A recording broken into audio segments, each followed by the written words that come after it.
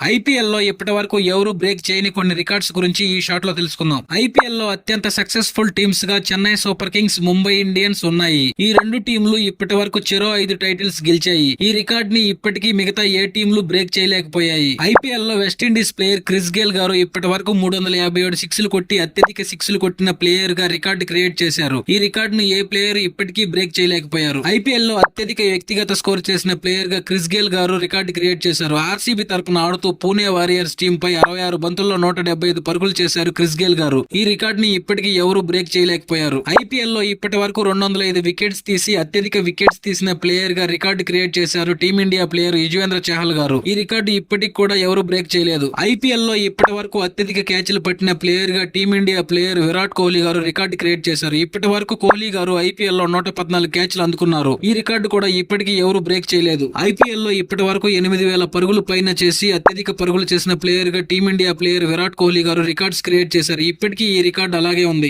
IPL లో అత్యధిక మ్యాచ్లు ఆడిన ప్లేయర్ గా రికార్డు క్రియేట్ చేశారు మహేంద్ర సింగ్ ధోని గారు. ఇప్పటి వరకు ధోని గారు 264 ఐపీఎల్ మ్యాచ్లు ఆడారు. ఈ రికార్డు ఇప్పటికీ అలాగే ఉంది. ఐపీఎల్ హిస్టరీలో అతి పెద్ద విజయాన్ని ఢిల్లీ డేర్ డెవిల్స్ పై ముంబై ఇండియన్స్ టీం నమోదు చేసి రికార్డు క్రియేట్ చేసింది. 146 పరుగుల తేడాతో ఢిల్లీ డేర్ డెవిల్స్ పై ముంబై ఇండియన్స్ గెలిచింది. ఇప్పటికీ ఈ రికార్డు అలాగే ఉంది. ఐపీఎల్ లో ఇప్పటి వరకు అత్యధిక స్కోర్ చేసిన టీమ్ గా Sunrisers Hyderabad record create చేసింది. ఆర్సీబీ పై 2024వ సీజన్ లో 287 పరుగులు చేసింది సన్ రైజర్స్ హైదరాబాద్ టీం. ఈ రికార్డు ఇప్పటికీ అలాగే ఉంది.